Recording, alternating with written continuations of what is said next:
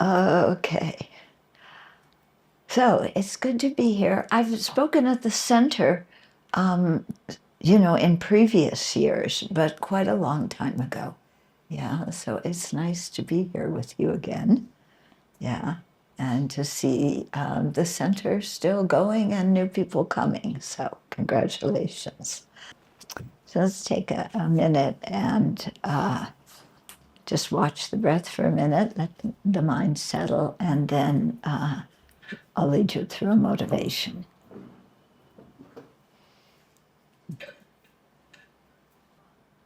So it's important when we hear teachings or meditate or study the Dharma that we have a mind of compassion when we do that. Because if we're studying just to gain knowledge, then it's not a spiritual activity. It's just like going to school. If we study so that we can become somebody and be important, then we're using the Dharma to bolster our ego.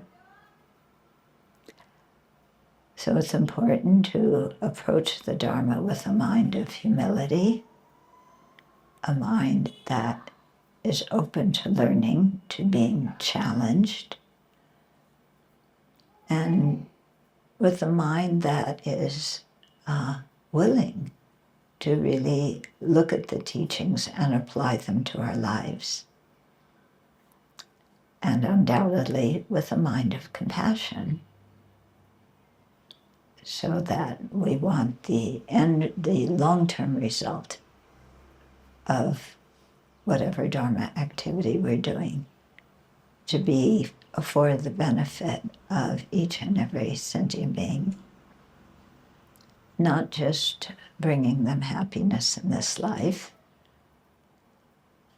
but really being able to help others learn the Dharma and practice it, so we can all together progress on the path to liberation and to full awakening. So with that kind of motivation, then we'll share the Dharma this afternoon. So I was requested to teach the two truths. Yeah. How many people know at least what the two truths means? Anybody? So you've had some background? Okay. Then if enough people have had some background, we'll kind of go into that topic. What I thought to do is, since I was working with His Holiness the Dalai Lama, writing the books that formed the series entitled The Library of Wisdom and Compassion, that I would start out reading some of the section about the two truths from that book, and then commenting on it and talking about how it applies to our life. Yeah, so we only have not so much time, like an hour remaining, and a little bit more. So this is only a little taste, a little introduction. Yeah, there's much more to learn, but I think an introduction can be helpful to people so that we get the right perspective, so you can pursue the studies, on your own. Okay, so the volume in the series, the Library of Wisdom and Compassion, this is from volume 9. And volume 9 is entitled Appearing and Empty, okay? And that really is talking about the two truths, yeah? That conventional or veiled truths appear, but they are empty, the empty part being the ultimate truth, okay? Okay, this is the practice of patience, okay? Yeah, and it's actually a very, he's trying to find it, This is a very good Dharma lesson, because, we know where something is, and it should be like this. There's this very weird word called should. Yeah, you know that word, should? Things should be like this. Yeah, but they aren't. And how do we react when things should be a certain way and they aren't that way? We get impatient, we get frustrated, we get angry, and we blame the other person, or in this case, the computer, or whoever invented the computer. It's always somebody else's fault. It's not my fault that I opened it this afternoon and I can't open it again. Okay? You agree with me? It's always somebody else's fault, isn't it? Yeah? Always. And the world's so unfair because we really do our best and the world just doesn't recognize that, And even though the computer's just a machine, I know that it wants to make me messed up. Yeah? Like when you're mad at a person, I know that person had a bad motivation. They wanted to hurt my feelings, right? Yeah? And why am I upset? It's their fault. They made me mad. I'm just sweet, innocent me who always wishes the whole world well. And then these people reciprocate by not doing what they should do. And I have every right to be angry, right? And I let them know that they're wrong and I'm right. And the solution is that they should change. Wow. Somebody gave me the book. The first chapter, the beginning of the first chapter. Okay, so it's promptly, appropriately entitled Introduction to the Two Truths. So the topic of the two truths, veiled truth and ultimate truth, comes up in several different contexts. So first of all, the terms veiled truths. You're probably used to hearing conventional truths, maybe relative truths, something like that. Conventional truth is okay to use, but it doesn't really give us the feeling of it gives us the feeling of things being conventional in the sense that they depend on what a group of people, a society, kind of agrees on, if they ever agree on anything. Yeah. But here it's being translated as veiled truth. Okay, and this is Jeffrey Hopkins' most recent translation. And when there's a veil obscures something. You can't see what something is because there's a veil. So these things are veiled. We can't see their ultimate nature, how they actually exist. Yeah. What is the thing that veils them? It's our ignorance. Okay? Specifically, our ignorance that projects a false way of existence onto phenomena and onto people too. Okay? So our ignorance is the veiler, and things are veiled. And, we can't see really how they exist. Yeah, the ultimate truth is how they actually exist. Yeah. Now we might think, oh, but I see things clearly.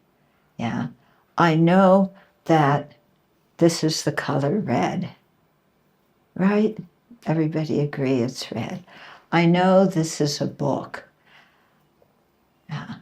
So we think we see veiled truths correctly, but actually we don't.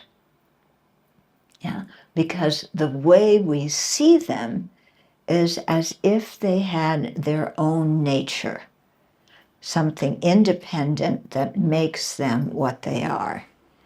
And when we look at things, it seems to us that they have just appeared as one whole object. Yeah. We don't think that things, when we look at something, we don't think, oh, that exists only because of causes and conditions. Yeah. For example, when you think think of yourself. Do you think, oh, I exist only because the causes and conditions for me exist? Do you feel like that? That that's the only reason why you exist? No, we don't feel like that. I exist. I am here. Causes and conditions, baloney. I am here. Don't you see? And yet, if we stop and think, we were all produced by causes and conditions. We're produced phenomena, but we certainly don't feel like one. Okay? So that's indicating that even how we see conventional objects, we don't see them correctly. Yeah?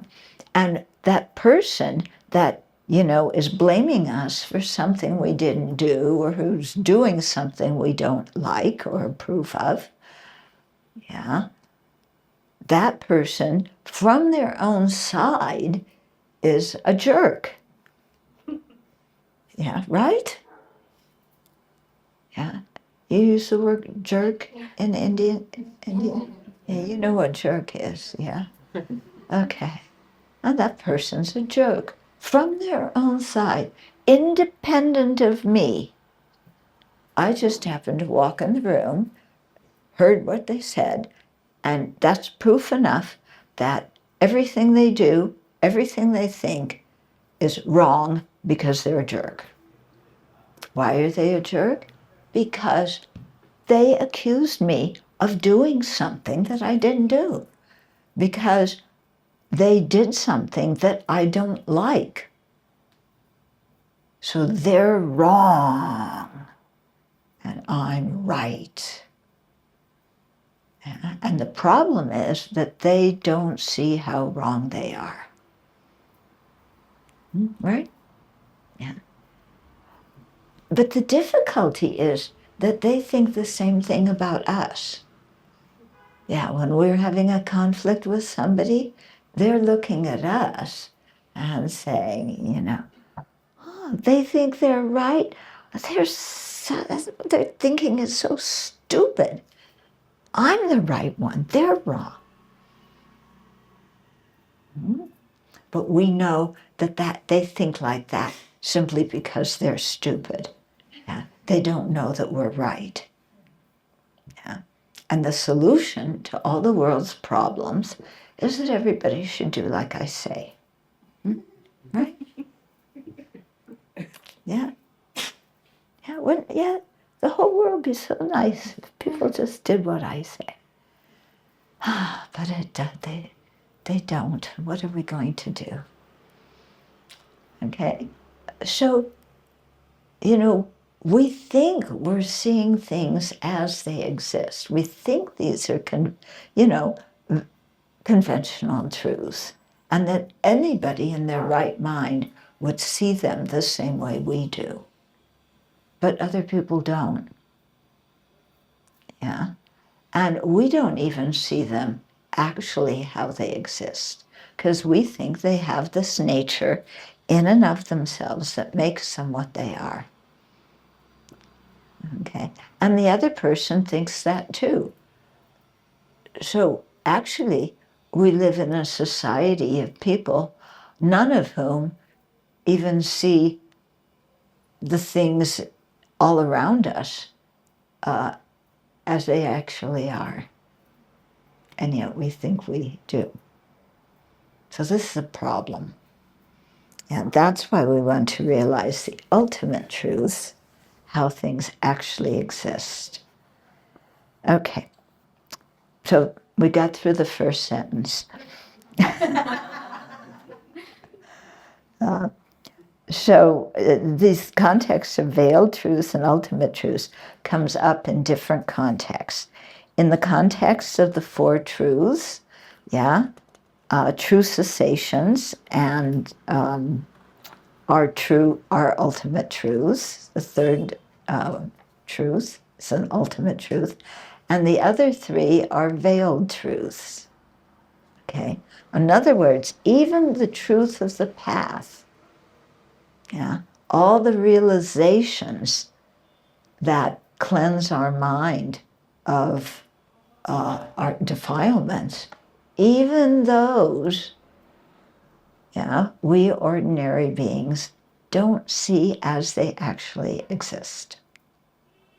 In the context of dependent arising and emptiness, dependent arising principally, although not exclusively, relates to veiled truth, whereas emptinesses are ultimate truths. In the context of method and wisdom, method being the practices we do motivated by bodhicitta, the method aspect of the path, and in terms of the two collections, the collections of merit and wisdom, the collection of merit, and the form body of the Buddha that is produced by those, all of those are veiled truths. So even the form body of the Buddha, we ordinary beings don't perceive as it actually exists. It's veiled to us. Whereas the wisdom aspect of the path, the collection of wisdom, and the nature truth body of the Buddha, the emptiness of a Buddha's mind and the true cessations of a Buddha's mind, those are ultimate truths. The topic of the two truths is important for several reasons. First, it helps us to understand that the everyday functioning of people and things in the world is compatible with their emptiness of objective existence. Because we tend to think, okay, if I don't see things as they are, because they're being veiled by ignorance, and they're really empty, well, emptiness must be some kind of independent, absolute truth. Somewhere, kind of like God, It's somewhere floating in the sky, an absolute reality that doesn't depend on anything else. Wrong. Okay? Emptiness, it's permanent. It isn't produced by causes and conditions, but emptiness has parts, and the emptiness of an object comes into being when that object comes into being, and the emptiness of that object ceases when that object ceases. Okay? So the emptiness is a quality, a characteristic of, or being empty, I should say, is a quality or a characteristic of all the ultimate truths. Okay, dependent arising and emptiness are not only compatible, but also mutually reinforce each other. So they're two different things seen by two different kinds of minds, but they're what we call one nature. In other words, one can't exist without the other. They exist together. So there's a box of tissues that is a veiled truth, and the emptiness of the box of tissues, which is its ultimate truth. The emptiness of the box of tissues does not mean we have to take all the tissues out, and that's what, it's empty. Okay, it's not that kind of emptiness. Yeah, people usually think, oh, you have to realize emptiness, and they go, I already realized emptiness. My refrigerator's empty. My bank account is empty. My wallet is empty. What are you talking about? Okay, so things being empty, being absent of all the distorted ways of existing that we have projected on them, their emptiness of all that stuff does not negate the existence of the veiled truths, such as karma and its effects. Okay? Although phenomena lack inherent existence, maintaining ethical conduct is of crucial importance, and the bodhisattva conduct of engaging in compassionate action is essential for attaining awakening. In fact, cause and effect can function only in a world in which everything is empty of inherent existence. Huh? Huh? What's he talking about? Okay, inherent existence is a form of existence that our ignorance has put out on objects. Okay? And what ignorance sees, is that things and people have their own nature that makes them what they are. Okay? It's objective. We think we live in an objectively existing world, and that all of our perceptions are right, all of our opinions are right. Actually, we're hallucinating most of the time. Yeah. Hallucinating? I don't take any drugs. You don't need drugs to hallucinate. In the early days, when Lama and Rinpoche's, or the early cohort of people kind of found their way up the hill to Kopan, usually coming from Freak Street after, smoking some dope or, dropping acid or something. And Lama would be teaching, and somebody would go, Lama, what do you think about, smoking marijuana and then meditating?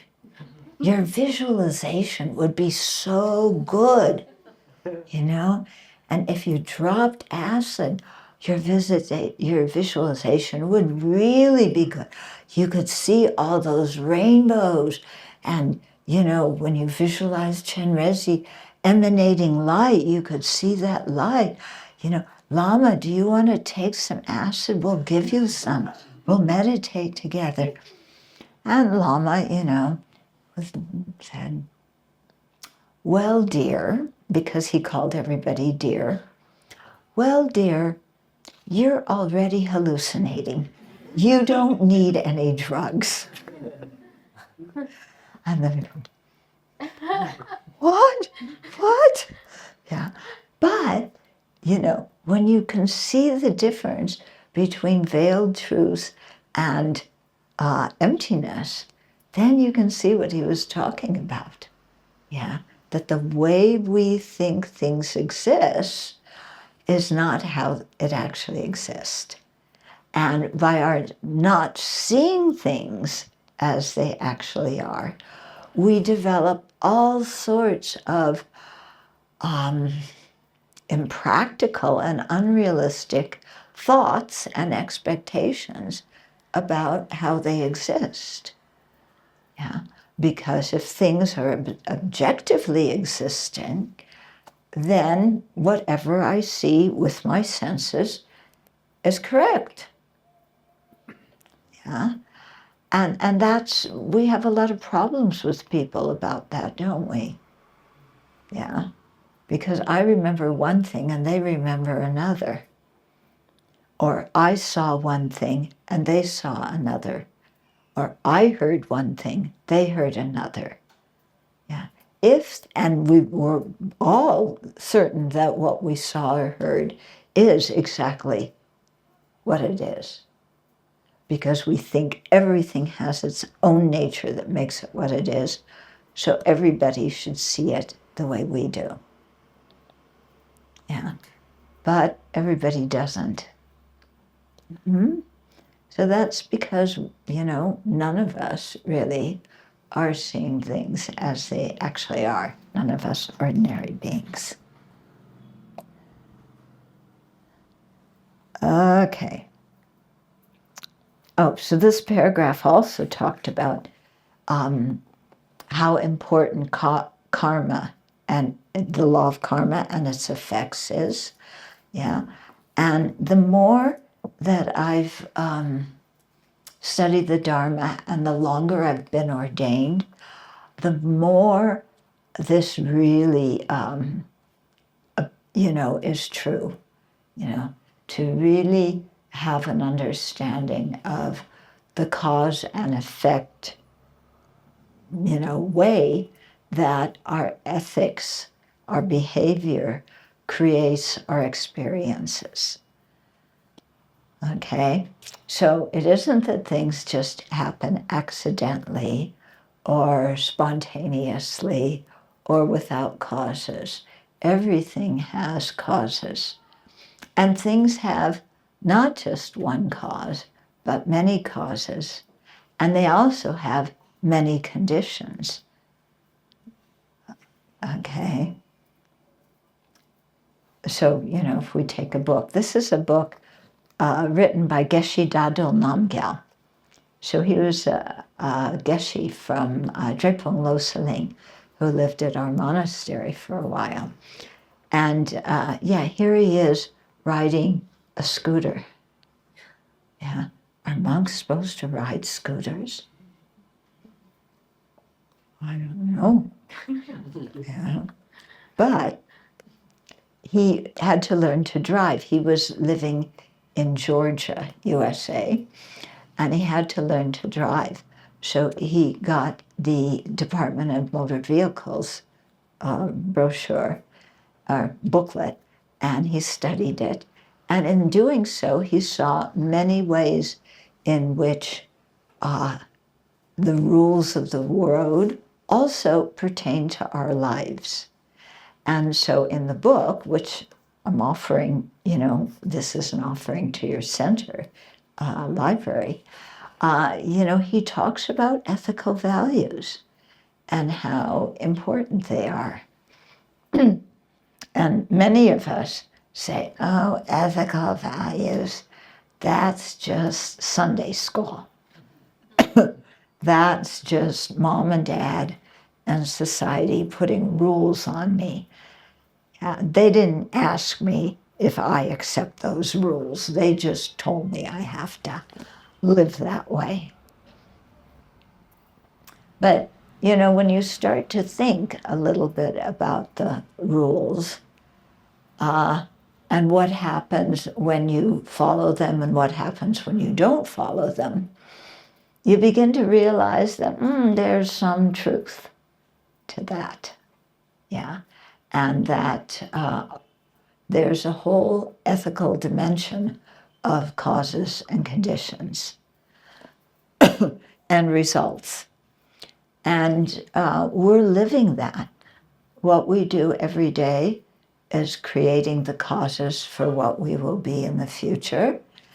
And what we live every day is the result of what we've done in the past. When you think like this, that everything is dependent, and it's dependent on causes and conditions, and my experience depends on the causes and conditions that I create, then you realize that you can't blame anybody or anything. And you go, but that person made me mad. Yeah, really? They made you mad? How did they make you mad? When they said those words, did those words have anger on them? Yeah, somebody looks at you and says, you're a jerk. Yeah, so there's those words, just the sound waves coming from that person's mouth, and it has anger. Those sound waves have anger. And when it's coming, it's coming, it's coming. And when those sound waves touch my ears, I am angry. They made me angry. Yeah. Kind of, we look at it as anger as we do like COVID. It's from an external virus. Yeah. That person gave me COVID. That person made me angry. I'm just sweet, innocent me. Yeah, how unfair this world is. Yeah.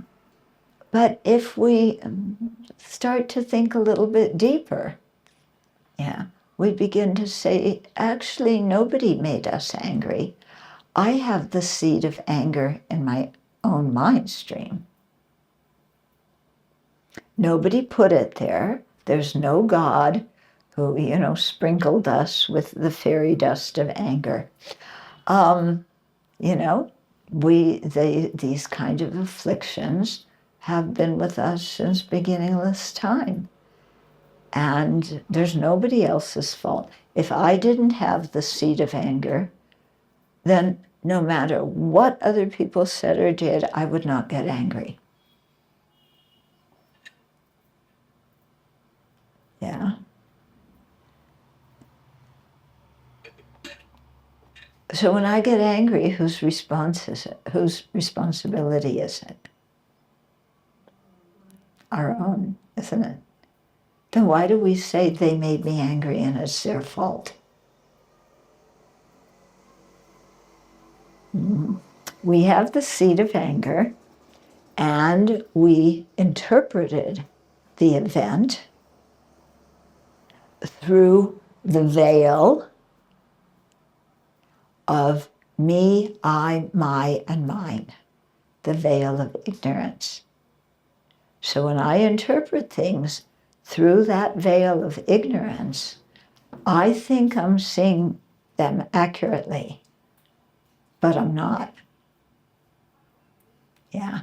Actually, I'm seeing them through this itty-bitty, teeny-weeny periscope that's called me, I, my, and mine.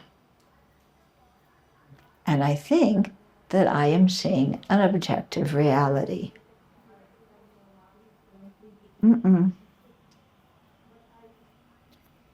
Yeah. Because somebody could say something and I think it's stupid, and somebody else thinks it's really wise. If things existed out there objectively, independent of my mind, then everybody should see the same thing.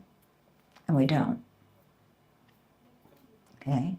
So how we experience things, comes in two ways. One is the karma we created, the previous actions. And the second way is our current way of interpreting them. Mm-hmm.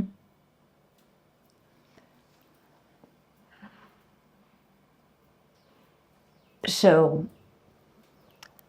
just to show you a little bit about how not seeing things as they are creates some problems, and how understanding the law of cause and effect really helps us. When I first met the Dharma, I was at Kopan Monastery, Lama and Rinpoche's monastery, and I got hepatitis. Yeah, anybody here ever have hep? Yeah, I had hepatitis A, the kind you get when people don't wash the fruit and vegetables properly.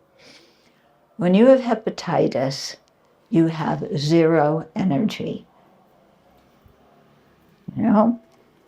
And so I was staying in this room, lying on the wooden floor, for days, And if I thought, how did I get hepatitis? Well, I've been eating the food that's cooked in the kitchen. And that food, there was a young man who was the chief cook. He was really good. But who chopped the vegetables? The young monks. Okay. Little boys, do you think they wash their hands very well? No. Okay. So probably how did I get the hepatitis virus? Yeah. There were some of the little monks. They're just little boys. They're playing in the dirt. They went to the toilet. They did whatever. They came in the kitchen, chopped the vegetables. They, and I ate them.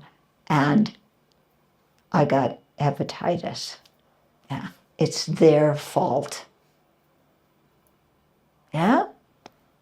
And if I, nowadays I would, somebody would say, I could sue them for this. I could bring a whole court case because they should have a clean kitchen and nobody should get hep from their kitchen, This is wrong. It should be corrected. Yeah. Okay, so I'm lying there, trying to recover, thinking, what's the cause of my illness? Oh, these people. And then somebody comes and gives me this little booklet that's called The Wheel of Sharp Weapons. Anybody know that booklet? Yeah, I'm studying it now. Oh, you are. This booklet is fantastic, okay? I wound up later doing a whole book on it called Good Karma, okay? And they got this little booklet. And the book, The Wheel of Sharp Weapons, those of you who are studying it know, it says, each verse says, when you are experiencing some unpleasant topic, this is the wheel of sharp weapons returning full circle upon you. In other words, it's like we put energy out in the universe, and that's coming back to us like a boomerang. So I committed some negative action that now I'm experiencing the result of. And when you have a body that's achy and in pain, what did you do? You harmed other living beings' bodies. Yeah.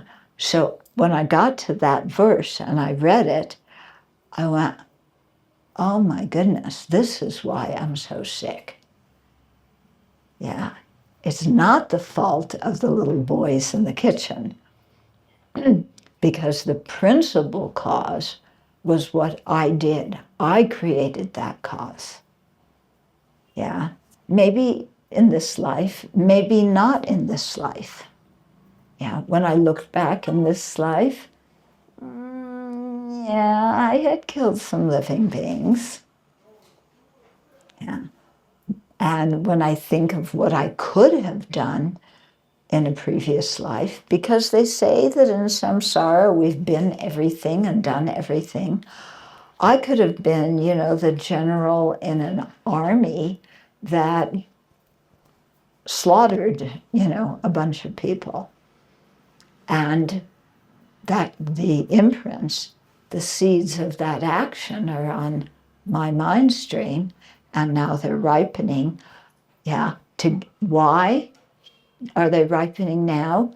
The cooperative conditions that made those seeds ripen are the cooks, the people who chop the vegetables. Yeah. So they're not the primary condition. It's my karma that is, and they're the cooperative condition. Okay? So, understanding karma and its results is really very important because then we can't blame anybody else. Yeah. That doesn't mean that we blame ourselves. Okay. Blame, I think, is one word that we should eliminate from the English language. There's a few words I think we should eliminate. Blame. Guilt. Sin. Oh my goodness, cancel that word. These kind of guilt. These words are just horrible, because we think that we should feel, we should hate ourselves, and we shouldn't. But, back to the point, things arise out of causes and conditions.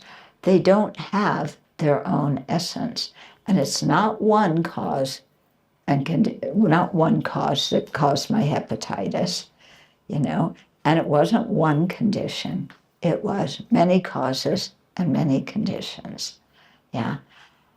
So something that is produced by many causes and conditions, can it have its own inherent nature that makes it what it is, independent of everything else? It can't, because as soon as something is produced by causes and conditions, it's dependent on those causes and conditions. Yeah. So it can't have its own inherent nature. So then, does that mean if the hepatitis doesn't have its own inherent nature, and my suffering doesn't have its own inherent nature, then do I really need to suffer when I have hepatitis?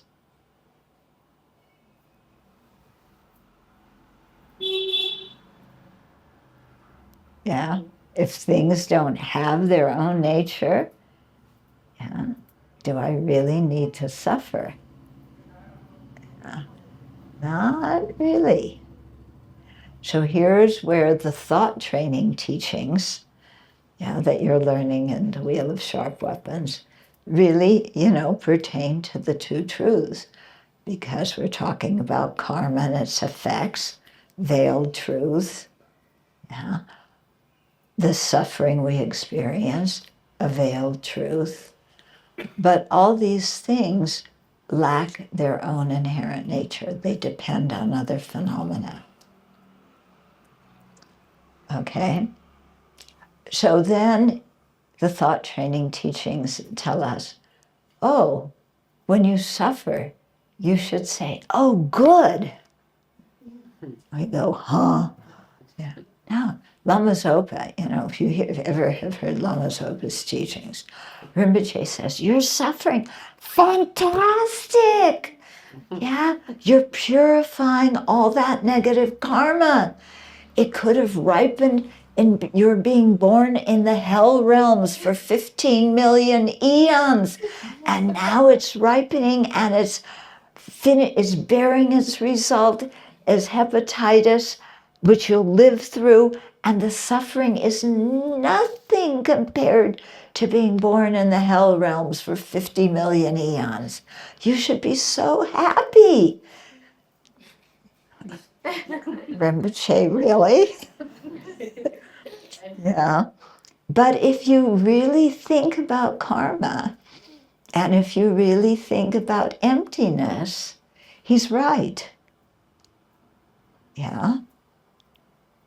Because what we say is suffering now, compared to suffering if you're born in the lower realms, our present suffering is like a holiday vacation. If you were born in the lower realms, and then all of a sudden, wham, you got promoted to getting hepatitis, you would say, oh, I feel so much better. Yeah. So the degree of our suffering is not something absolute. Yeah. What we call suffering, depends on other factors. The intensity of suffering, of other kinds of suffering. Yeah. So I'll tell you a story about a friend of mine. She was doing retreat at Kopan. And sometimes when you're doing retreat, you're doing purification, and so causes and conditions come together, and you might get sick or unhappy or something like that. So she had a boil on her cheek, a big fat boil filled with pus. Yeah, very painful. So in a break time during her meditation, she was walking around at Kopan, and she happened to encounter Rinpoche. And Rinpoche said, "Oh, how are you doing?" And she said, "Rinpoche, I have this boil. Oh, it hurts so much." And Rinpoche said, "Fantastic! You're so lucky." Yeah. Oh, this is that karma ripening. It's saving you from eons of suffering. You should be so happy. This boil doesn't really hurt that much, does it? When you think of what other living beings are going through in the lower realms right now, a boil is like nothing. Of course, that's not what she wanted to hear. But when she went back to her room and thought about it, yeah, Rinpoche's right. Okay, because our suffering does not have an inherent nature. Yeah, whether it's mild or severe depends on our perspective. Okay, this is something good to remember. Yeah?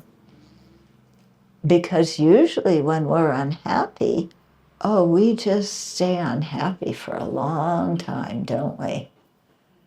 I'm so depressed. My boss is so mean. My kids don't listen to me. The dogs in the neighborhood bark at night and wake me up. I'm so depressed. And then you just sit there and you be depressed. And we revel in our depression. Yeah? Anybody feel sorry for themselves? Kind of, one part of you hate being depressed. The other part of you get a lot of mileage out of it. Yeah, you get a lot of mileage because you're depressed. I'm unhappy. Everybody should realize I'm unhappy, and everybody should try and do things to make me happy. But I just feel so lousy. I'm not going to react to any of it.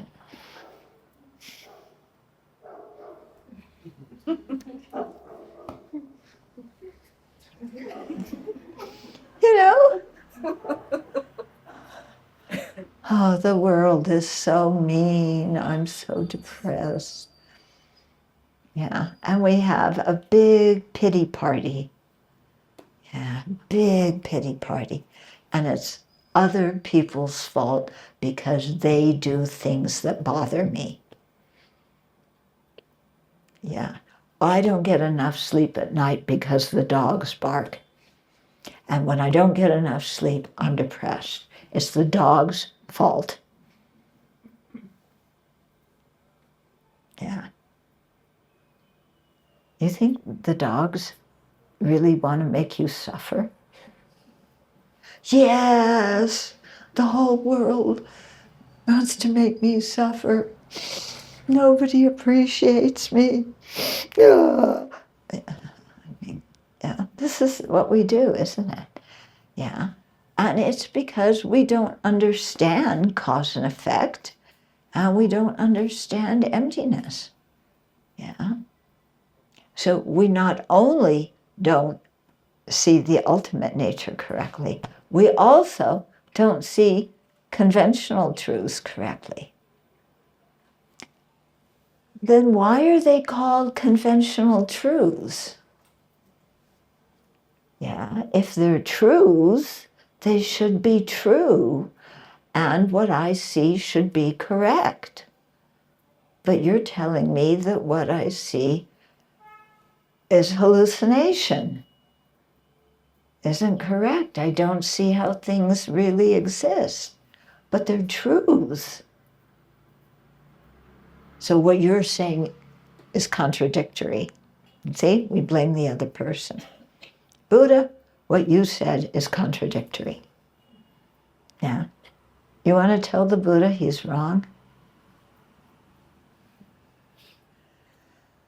Yeah, think twice about that one. Yeah. Okay. So why are they called truths? Okay.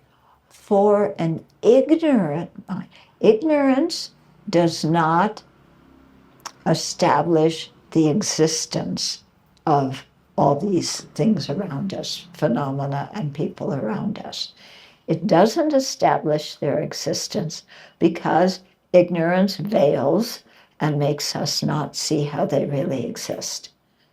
So ignorance is not a valid cognizer. Yeah. But things are true in that they appear true. Crucial word, appear. Not that they are true. They appear true to an ignorant mind. Okay?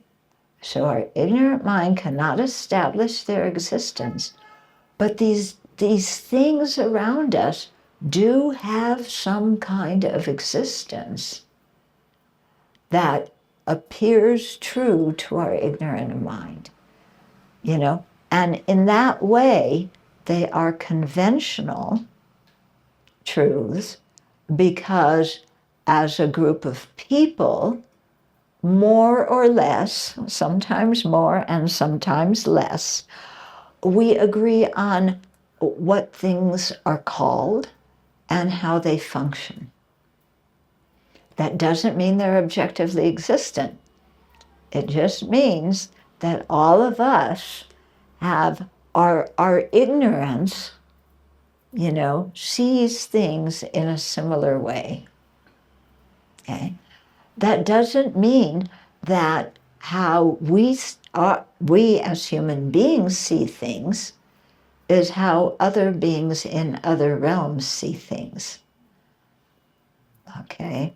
Because you can readily see that what we call garbage, dogs think is a feast of delicious food. Yeah. What we call feces, and you know, disgusting and stinky and smelly, flies think is an exquisite breakfast. Yeah. If things really had an inherent nature, then all living beings should see things the same way. But they don't, because our karma influences how we see things.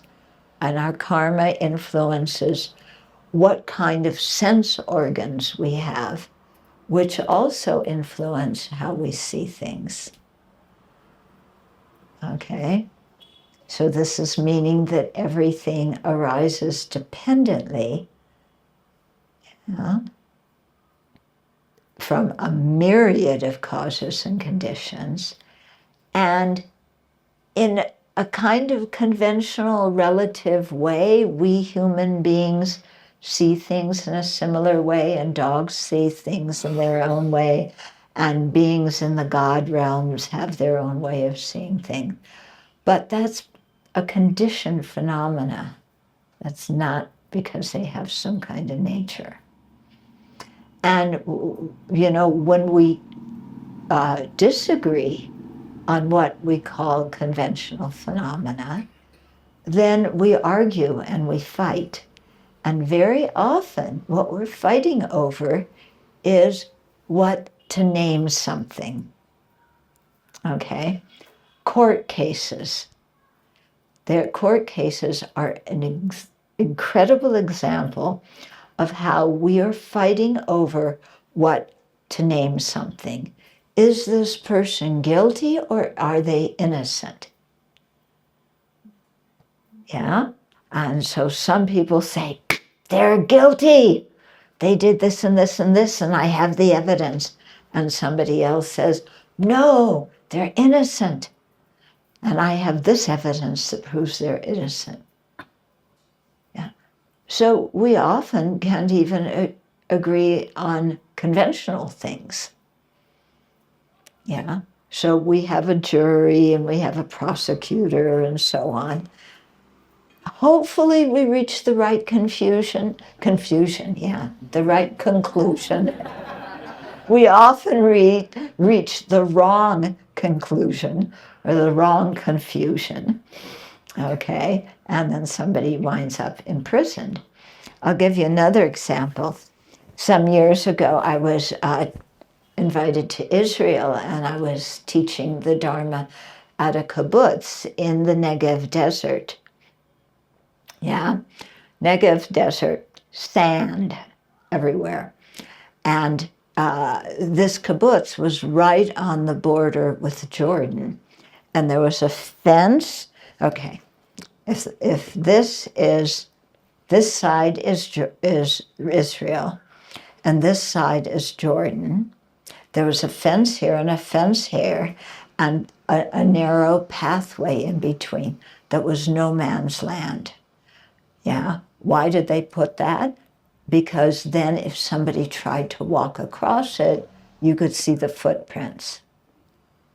Anyway, I was standing on the Israeli side, looking over at Jordan, and it looked exactly like Israel. I mean, sand is sand.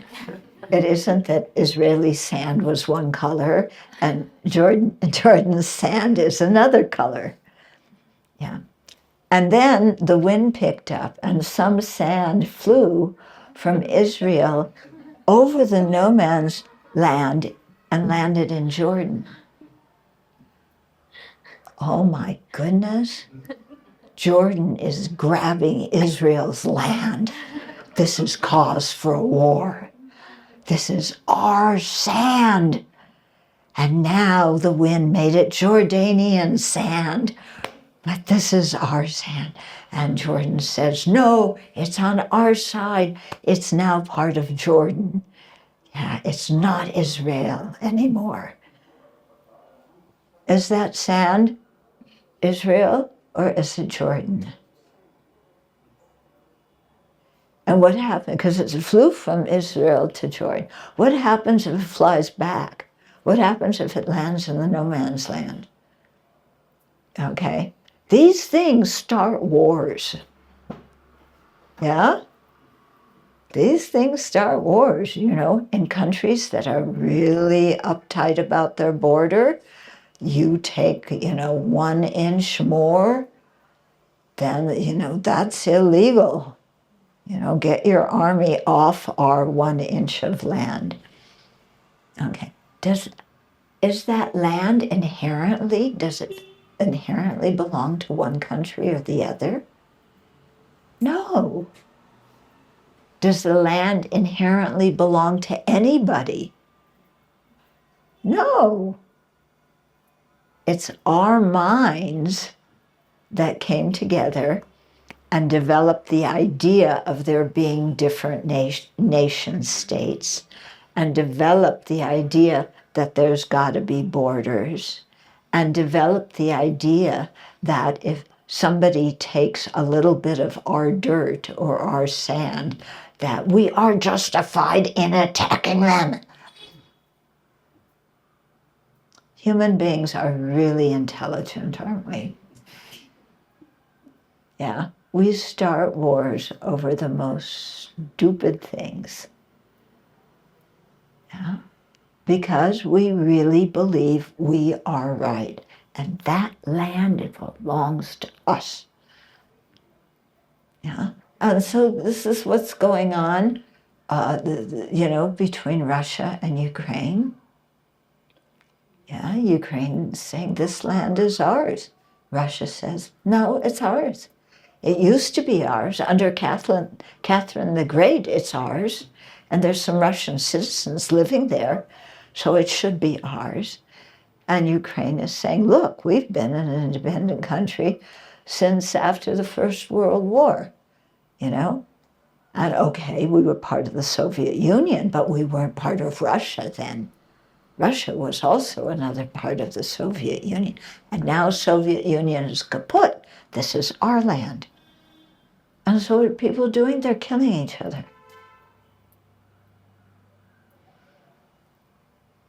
Yeah. When you really think of it, you know, you can see so clearly how, you know, our mind creates our problems and our suffering. Yeah. And how based our mind is on wrong views, yeah, mental defilements, afflictions, yeah, berserky emotions. Okay, so that's why realizing emptiness is important, because when you realize emptiness is important, when you realize emptiness, then you see that nothing has any inherent nature or any name that inherently belongs to it. Yeah. And your mind loosens up about these things. Yeah. Oh, yeah, you can see it this way, you can see it that way. Excuse me. And you begin to see, oh, yeah, my defilements are the cause of my misery. My defilements are the cause of the wars and the trauma in this world. Yeah. So if I want to stop wars, I need to start with my own self, because all it takes is one person whose misperceiving mind creates a false reality and then goes about convincing everybody else of that false reality. All it takes is one person sometimes. Okay? So we have to make sure we're not that one person. Now, you know, we say, well, I'm not going to start a world war. But we can start a war in our family. We can start a war in our community. Yeah. Do wars resolve anything?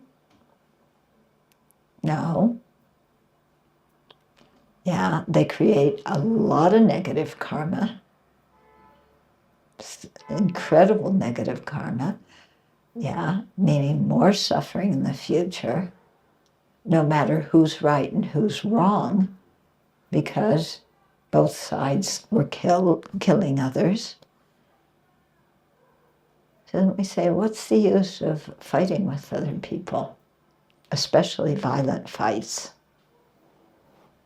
Okay, so all these things in Dharma practice are interrelated.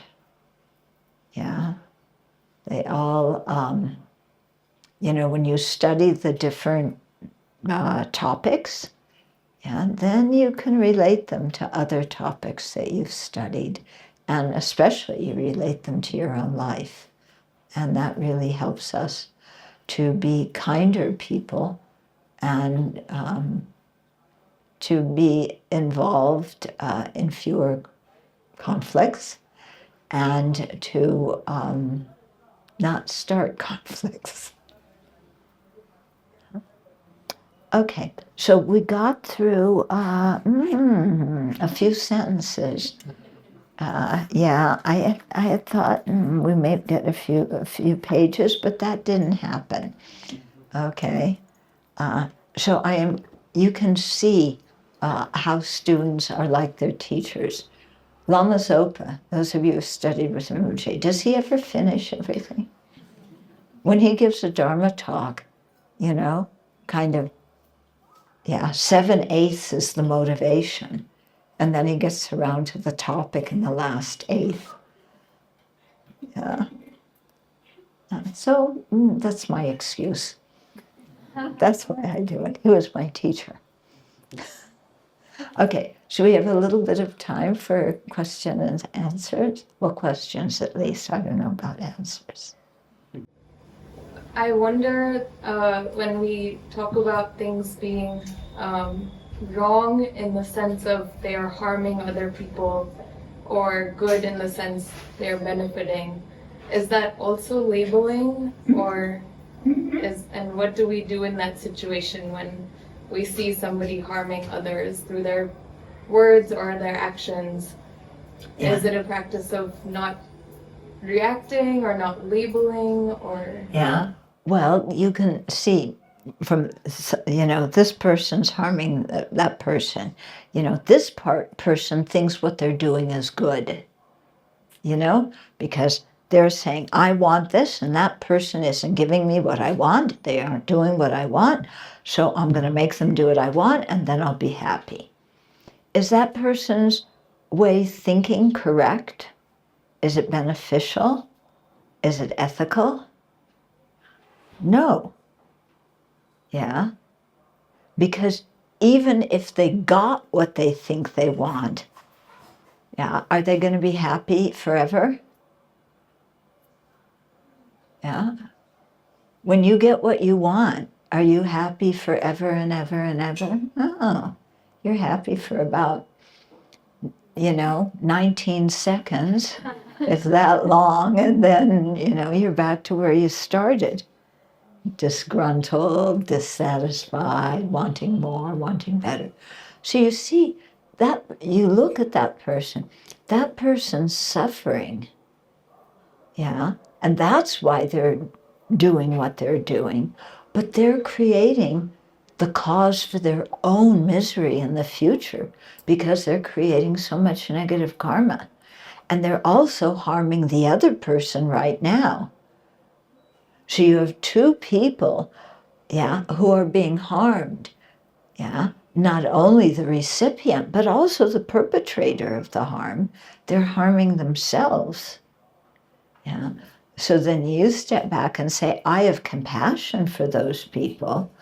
I don't want anybody to be harmed, either now or in the future. So what can I do to, intercede in some creative way to break up what's happening? So, follow-up question. Then I feel like I'm doing what you said in the beginning of, like, if everyone would just do things the way that I think they should do it, then we would all be happier. Where, oh, can you just be a little kinder with your words? Can you just, but, am I imposing? Yeah, it's not that. You can't say, well, everything's empty, so there's no cause and effect. Yeah. You can't say, well, it's all empty, so that person's kills that person. There's no problem because there's no real suffering. Yeah. You can't say that because things are empty that they don't function. Yeah. Because we see, coming back to conventional reality, people experience happiness and people experience misery. Yeah. You can't say, if a bodhisattva said, oh, well, it's all empty and they're all hallucinating, so let them just hallucinate, it's empty, they're not really suffering, it's okay, it's impermanent, their suffering will stop, so why should I get involved? Yeah. So I'm just going to sit back and be a bodhisattva. And, think, oh, yes, these beings they should have more compassion for each other. No. Yeah, what kind of bodhisattva is that? You think somebody, worked so hard to cherish other beings so that when they saw them in a conflict, they would just say, well, it's all impermanent, it's all empty, doesn't matter. Because, conventionally, happiness and suffering exist. Ultimately, Yeah, they're empty of having an inherent nature. But conventionally, they exist and they function. Does that make some sense to you? Yeah. Mm-hmm. I had a question around how you deal with expectations from other people, because we often get upset because we have certain expectations from different expectations from different, say, members of our family or friendships or things like that. Yeah, okay, so expectations. My expectations are right. Right? Don't you feel that? My expectations are right. Yeah. And people should know what I expect of them without me having to say so, especially my good friends and relatives. They should know what I expect. And they should meet my expectations because they care about me. But they don't meet my expectations.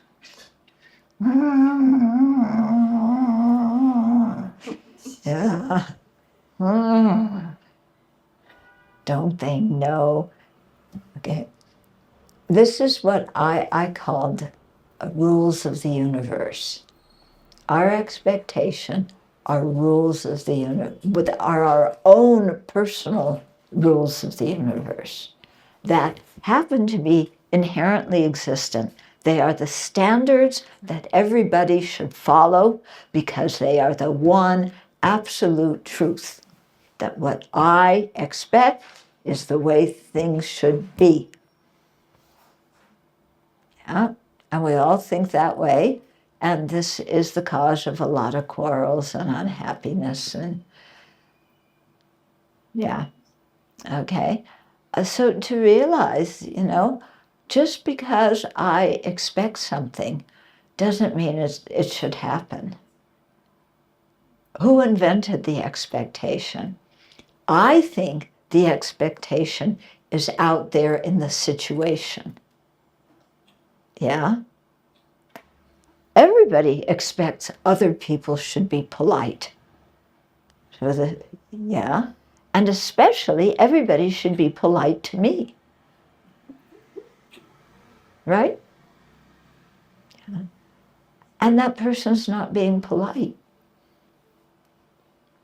Yeah.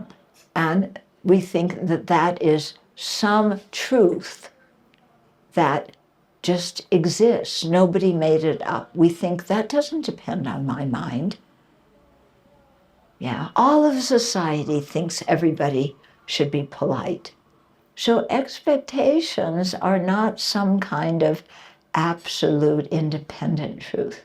They're thoughts that our mind came up with. Now, in terms of the president, okay, the country is divided.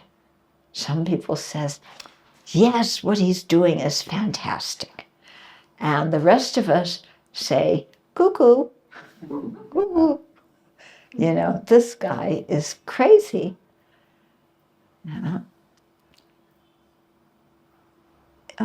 So the way I see it is, okay, these are my opinions, these are other people's opinions. But I also see that some of the things that are happening are causing suffering to other living beings. Bombs being dropped on fishing boats, that causes suffering. Yeah. Kicking people out of the country, dividing families, that causes suffering.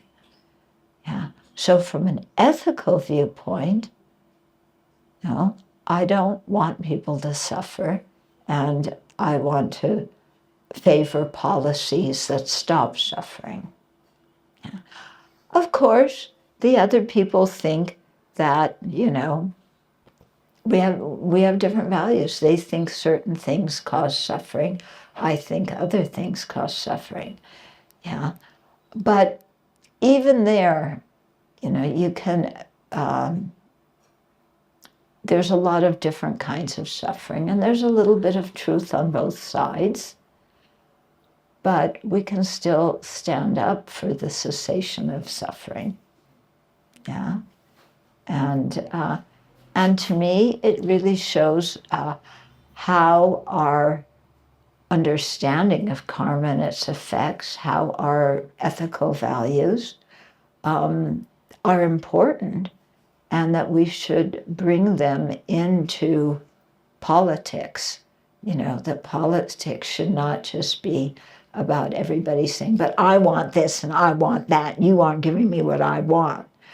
I think, you know, that if we had a more ethical perspective, you know, and could listen to different people's views, that maybe we could, you know, solve some problems instead of creating more. Mm-hmm. Thank you very much. It was very enlightening. I have a question about, you spoke about, suffering that we undergo as perhaps because of karmas, in some previous life. Yeah. Or earlier in this life that we may have done something wrong because of which we are facing particular condition or circumstance. Mm-hmm. But if, to bring this question of previous lives into the picture, if one uses that as an argument, it can be used as a justification for being indifferent to other people's suffering, saying, okay, they deserve it, because they did something in the previous life, so there's no need for me to intervene. I can be indifferent because they are reaping the fruits of their karma. So how do you deal with that? Okay. So some people say, oh, well, if you talk about karma and creating the causes in previous lives, then people who are suffering now in this life, they deserve it. They created the cause, they deserve their suffering. And if I intercede, then I'm interfering with their karma. That's the argument. It's total baloney, okay? If you got hit by a car and you're lying in the middle of the street bleeding, and somebody could walk by and said, oh, that's too bad. That's the result of your karma. You deserve it. Good luck. Bye-bye. I'm going to go off and have dinner. Would that be acceptable? No. Yeah. And that person who blames the victim for their own suffering, yeah, then that person, their compassion is lacking, and they are creating negative karma themselves by just letting suffering continue without trying to remedy it. Okay, so you cannot use karma as an excuse for inaction. That doesn't mean that we as individuals can solve the world's problems and that we should be able to intercede every time somebody's arguing and saying, okay, cut it out, I mean, wouldn't that be nice to go, there's Trump and Putin talking to each other. Wouldn't it be nice to go in when they're talking? You two guys, cool it. Just chill out. There's better things to do. You should listen to me. Yeah, that's not going to work. Thank you so much for your teaching. My question is, so I'm 20, I'm in college, I'm working a job, and I'm very much on like a treadmill of like, oh, I wish my GPA was a little higher, and I need like a promotion, and then this and that. And it's like this conventional ambition, so to say, to like do something with your life. And then while I'm on that treadmill, every so often I'll come to a teaching like this, or I'll have a chat with my mom about emptiness, and then that treadmill feels stupid.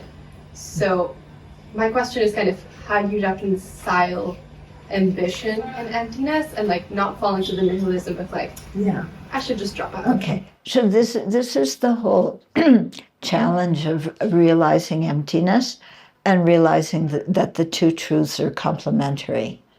Yeah, that realizing emptiness does not negate conventional cause and effect. Okay, so ambition. Yeah. To me,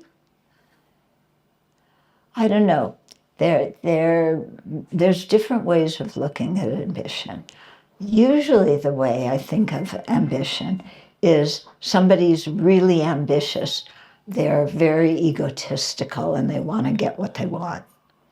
But another way of thinking about ambition is that somebody wants to do something good and they want to use their talents and abilities to do something good. Yeah, so just the word ambition can have different definitions in different perspectives. So I tend not to use that word because of the confusion of what it means.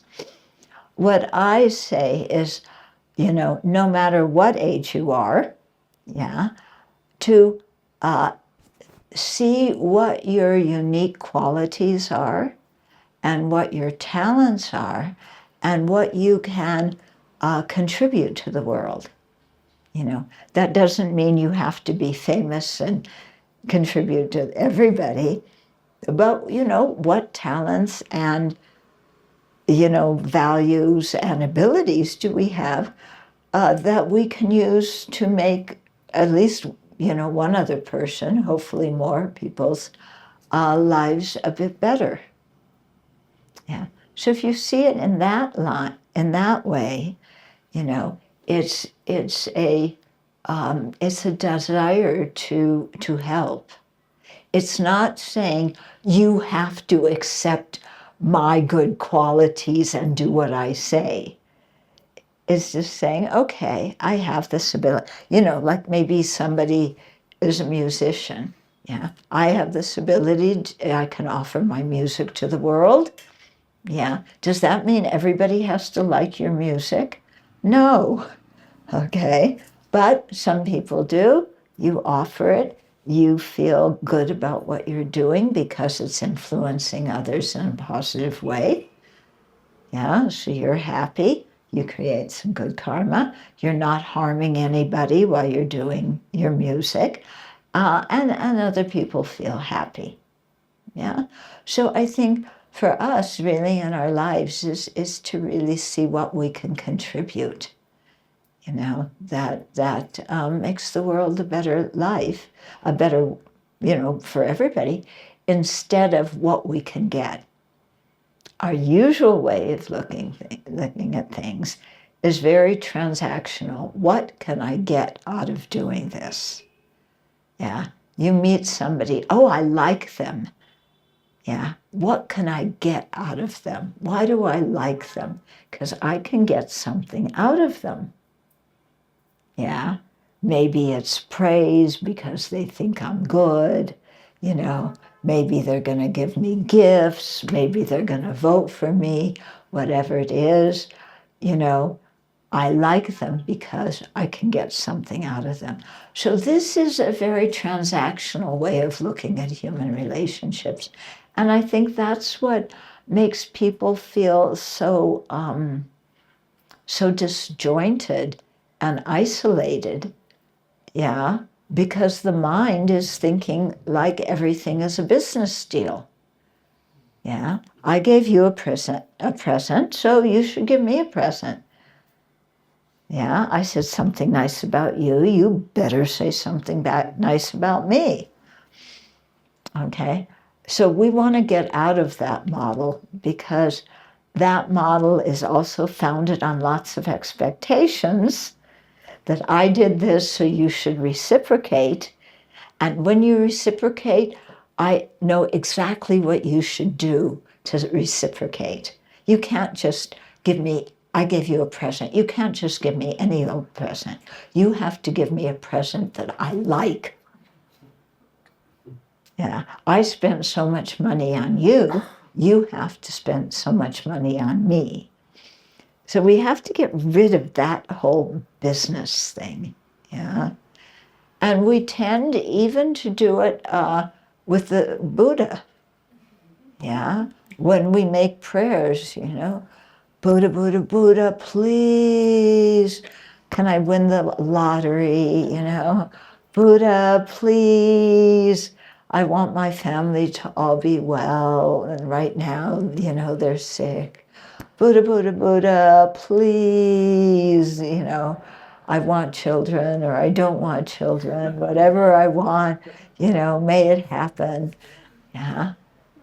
And Buddha, because you're Buddha, if you do those things and I get what I want, then I will make an offering to you.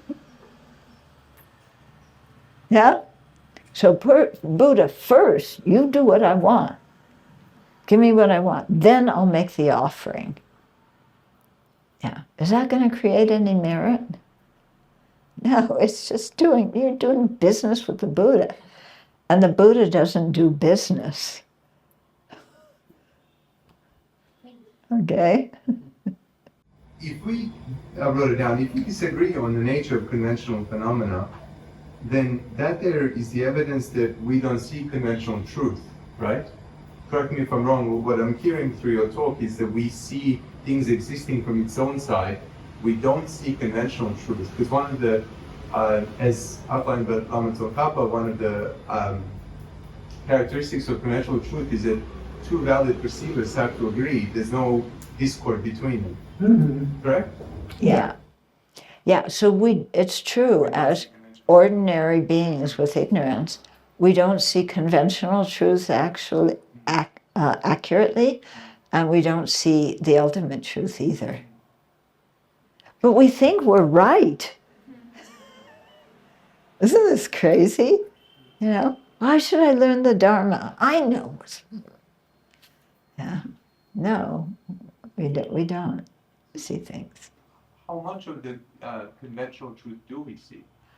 We see enough so that we can all agree this is a book and this is a box of tissues, okay, and this is a clock, and now what is this? Yeah, what would you call this? Okay, huh? Is it a doily? What is it? This or would you say, bring me this beaded thing? Or bring me this doily? Or is it the top of a glass? Is it a cover? Yeah. What is it?